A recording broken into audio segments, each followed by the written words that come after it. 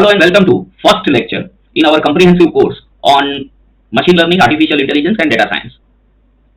This is chapter 12 and we are doing its beginning here. The name of the chapter is data cleaning and preparation. Now, I have decided to put this image throughout the course because we can always understand where we are in our entire course curriculum. So we are somewhere in this region at present. In fact, only this purple and red, data understanding, EDA. Now, for data understanding, we have already done many chapters on EDA earlier, and we now know that before doing EDA, it is helpful to get a data frame which is clean.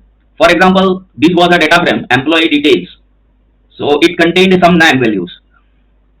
It also contained outliers, and it also contained duplicate rows because we had decided while coding it to have 50 rows, but some 55 rows are there, and some duplicate rows are clearly visible. Okay, so now what is our goal is that before starting EDA, exploratory data analysis, we obtain cleaned employee details. This cleaned employee details is free from outliers. It has no non values. All non have been imputed. If it is a numeric column, imputed by median, and if it is a categorical column, imputed by mode. And also we actually want to we also removed duplicate rows and we also removed outliers. So this is now cleaned employee DF. And if you remember, when we started with exploratory data analysis, which included two things, univariate analysis and bivariate or multivariate analysis. But before that, we obtained these cleaned employee details. So it is worth knowing a few techniques of data cleaning. Okay, so this is that data cleaning and preparation, that chapter. Okay, so most of the things, in fact, I would say all of the things which we are going to discuss in this chapter is already covered at various scattered places in some or other chapter. So this is just an effort to put everything at one place so that it is easy to refer. Okay, so in data cleaning, let us see first point, outliers. So what are outliers? Outliers are those data points which deviate significantly from other observation in the data set. They can arise due to measurement errors or data entry errors or some natural variation in data which can skew or mislead the training process of machine learning model, resulting in longer training times, less accurate models, and poorer results. So this is the definition and these are its consequences of having outliers. Cause also. So this much is the definition. This much is the cause why outliers creep in the data set. And this much is the consequences of having outliers in the data set. Okay. However, this whole definition is not very objective or scientific way of defining outliers because they deviate significantly. So what is the meaning of word significantly? Because one person says that significantly is this much, other says that no, significantly is that much. So there should be some objective definition. Nothing should be left to the discretion of people who use this definition. Okay. So we have defined that there are few approaches by which we will define outliers. One is outliers will be defined by statistical tests like standard deviation, Z-score, or IQR.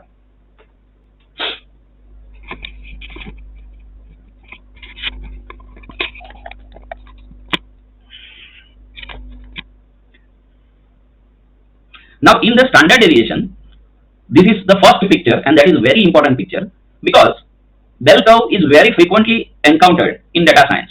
And if it is not perfect bell curve, some columns distribution is not perfect bell curve, still we have techniques by which we can normalize the data and convert the data distribution into this kind of distribution.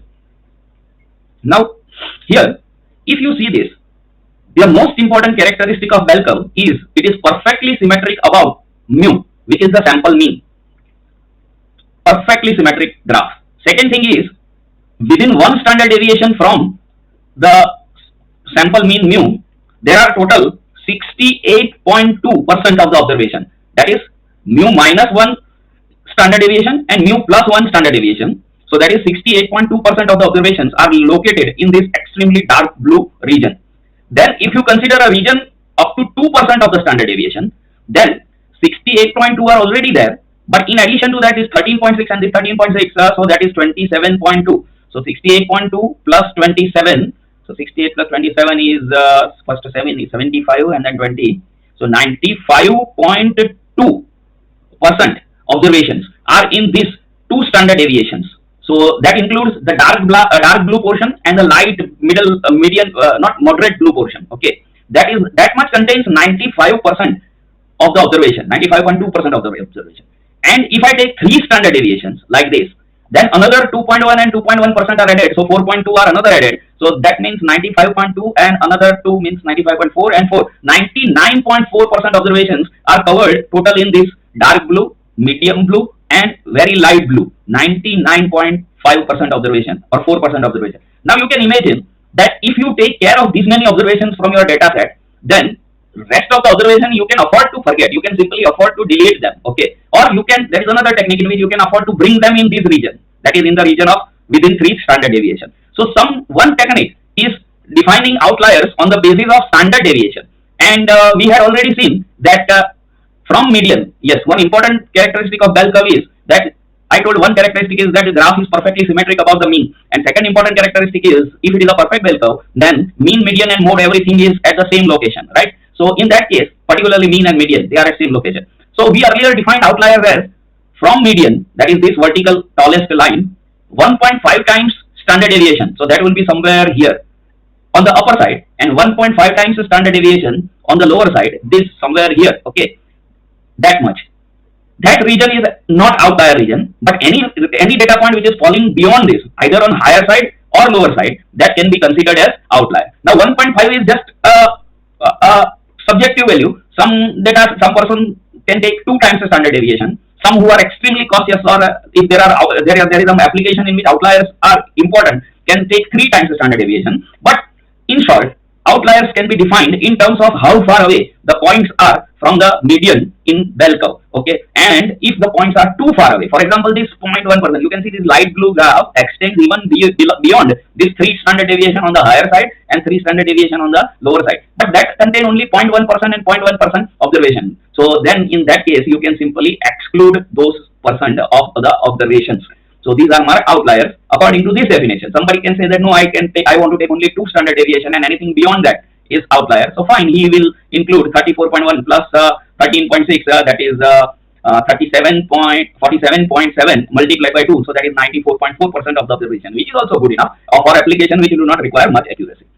Okay. Now this is another way of detecting outliers, and it is actually one and the same as there. But here we are writing these ranges in terms of standard deviation. Here we are writing in ranges in terms of something called Z-score. Now what is that Z-score and etc.? We are going to study everything in much more detail. So don't worry about that. But it is easy to convert the upper graph into this kind of graph. And once you convert this, wherever your mean, median were there, that becomes Z is equal to 0 point. Wherever 1 standard deviation was there, that becomes Z is equal to 1 point. Minus 1 standard deviation becomes Z is equal to minus 1 point.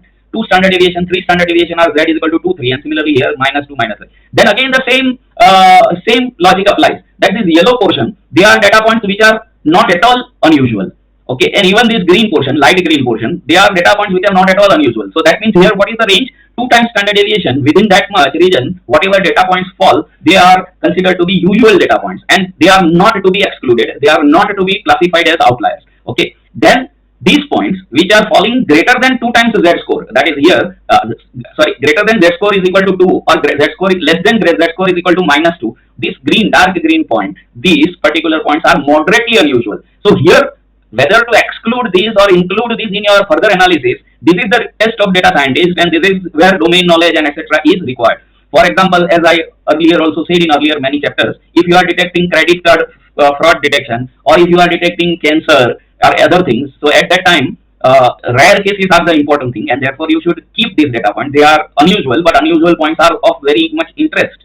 Okay, for those applications. But if you are doing age of person, and if age of person is having a Z-score greater than 2, then you can decide to clip them. We have earlier seen how to clip them. Any observation whose Z-score is between 2 and 3, clip them to this region. That means reduce their value and bring them within this region, because if age reduces by slightly, then it will not make any difference to the prediction. Okay, and these are still unusual points. So here some discretion is there, but these are outliers now. They are pure outliers. For example, if your bank does not even allow for example, in India, there are transaction systems like IMPS and RTGS and NEFT. Now each has some limit. For example, I don't remember the limits, but NEFT has 2 lakh rupees per transaction. Okay, IMPS has maybe I think 10 lakh rupees per transaction, and so on. Now suppose This is an IMPS transaction data set, and this transaction which has already occurred is already 40 lakh rupees. So obviously IMPS mechanism is such that it will never allow that transaction to pass. So it is clear that when some data entry was made, might be there is some mistake and it was 4 lakh rupees within the range of IMPS transaction. So that type of outliers which are completely what you can say off away from the possible values, they are the real outliers. This red portion, thin red portion beyond z is equal to 3 and z is equal to minus 3. And remember, z and standard deviation are very easy. In fact, z score is defined here only. This new point or median or mean point, that also can be said that zero standard deviation point. How far away these points are on this vertical line from mean or median, then they are themselves mean or median. So zero standard deviation away. So that score is 0. These are 1 standard deviation, 2, 3. So that score is 1, 2, 3. And these are minus 1 standard deviation, minus 2, minus 3. So then that score is minus 1, minus 2, minus 3. Very nicely defined. And we will see its definition and we'll do detailed discussion about how to find the Z score. Okay. One other way of defining outliers is using interquartile range. So we have seen these also, that every column you can draw a box plot of the column that is in the univariate analysis we have seen. Then this is the minimum value of that column and this is the maximum value of that column. The difference of maximum minus minimum, that is called the range of that column. Now from minimum, if I move ahead, then wherever this box comes, this is called 25th percentile. So that means all observations which are less than this Q1 value, they are in this region. And this is, or you can say 25% of the observation are less than Q1.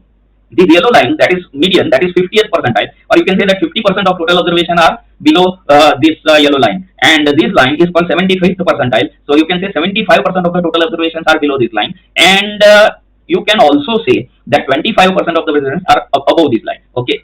And this is the maximum value. So minimum and maximum, the actual value in the data point may be somewhere very high, because this is the value which is obtained from my column only. So this may be very high, but we decide one minimum and one maximum, and the maximum is decided as Q3, that is the 75th percentile plus 1.5 times interquartile range, that is Q3 minus Q1, 1.5 times Q3 minus Q1. And the minimum value at which you want to cap all observations is the median, that is Q1 minus 1.5 times interquartile range. Okay. So then once this minimum value and this maximum value, these are found, then in that case, any value in the original column, these are artificially created maximum and minimum value which we have defined according to this definition, Q3 plus 1.5 times IQR and Q1 minus 1.5 times IQR. Okay. And these are the actual maximum or minimum values which are according to my this particular column whose box plot is there. So clearly any value which is having more than upper bound and lower bound, that values are considered as outlier. This is one more approach. So either outliers are detected on the basis of how far away, how many standard deviations away they are from the mean, or they are decided on the basis of what is the Z score, and Z score greater than 3 or less than minus 3 are clear outliers, or they are decided on the basis of interquartile range IQR, and then two upper and lower bounds are decided using Q1 minus IQR and Q3 plus IQR, right? Okay. How to decide? By visualization. So you can do one by box plot that we have already seen. Okay, that these 2 points which are shown here by star, they are beyond upper bound and less than lower bound. So these are clearly outliers. Similarly, outlier can also be detected by scatter plot. For example, suppose this is the property price versus GR living area. So maybe ground floor living room area, like something that, okay, parameter. And you can see that a nice linear model can be fitted. As soon as you see a data distribution, you should start thinking, that thinking process should start, that what kind of distribution is there. So you can see that I can fit a line and majority of the data points will be close to the line. But before doing that, I have to think about this living area. Suppose I know that in that city, the highest living area are around 4,000 square feet in the of one room. Okay, highest living room area. So in that case, you will say that other values are outliers. That does not mean that such high living room area is not possible, but maybe they are for some ultra rich people who have maybe 6,000 or 7,000 square foot living room. But whatever model you are building, suppose they are for middle class customers, you are building a property price prediction model. So this will go as outlier because these are not within the range. Similarly, such price, you can see here the price is outlier. Now you know that budget of a middle class is this much. Or there may be in various countries some tax incentives are given for taking higher housing loans, but government will give tax incentive to build a home, but it will not give tax incentive to build a palace, right? So if you decide that I want an extremely expensive home, then okay, some ultra rich people can build it like this, like Mr. Mukesh Ambani and all that, but they don't ask for tax exemption. So that means as far as normal people's normal applications data is concerned, it is better to confine ourselves to this data point, and these 3-4 data points we can avoid. Okay, this is the age graph, and age we have binned together. Suppose I have age of 10,000 customers, and I have divided into various bins, that 0 to 10 years or 11 years, 12 to 17 years, and so on. And I find that it is a rough normal distribution, though slightly skewed on this side, but that is okay. However, these points, now here the box plot says that 105 plus, but when I find the age, I find that age is 356 years. Clearly, it is outlier because no human being has ever lived 356 years. We are not talking about here historical and mythological characters, but at least in modern era, no one has lived this many years. No one can live. So obviously, it is an outlier. Maybe it was 35 year or something, 36 year, and the person has the data entry operator has made a mistake. Okay. Then outlier handling techniques. Now, what are the techniques for removing outliers? That we will see in the next lecture. Thank you, and continue in the next lecture.